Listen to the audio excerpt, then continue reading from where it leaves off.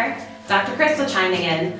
On this week's edition of Ask Dr. Deb, we're going to look at garment labels. Have you ever wondered what the information on garment labels actually mean? Well, let's take a look. Today we're going to be using a Nike sweatshirt as an example. Step 1, you want to find the garment labels.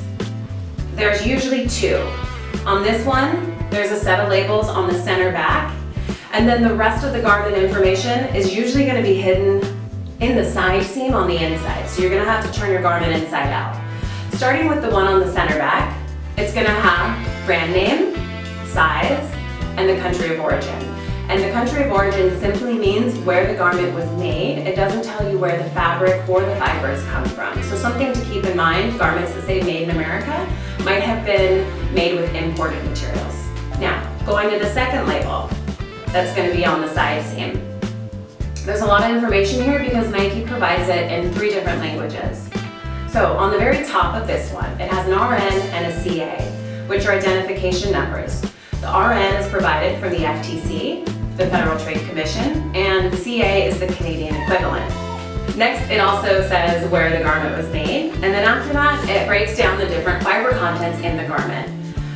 So this one has the body of the sweatshirt, which is made of cotton and rayon. And then it also breaks down the hood lining because they're different materials. After that, it also says exclusive of decoration, meaning any other parts of the garment they're not going to describe. So for example, the back of the neckline or the bottom of the sweatshirt. On the back side, you're gonna have your washing directions. And this one has the pictures and the verbal description in 3 different languages. After that, there's one more tiny tag that has FA on it, which is gonna be the factory. Again, we have the size, and then a couple other numbers that are more specific for Nike to help them categorize their clothing. Thanks so much for stopping by and learning about garment labels today. If you haven't subscribed yet, be sure to subscribe below. And if you ever come across any crazy labels, take a picture, share them with us, and let us know your questions. Thanks for stopping by. See you next time.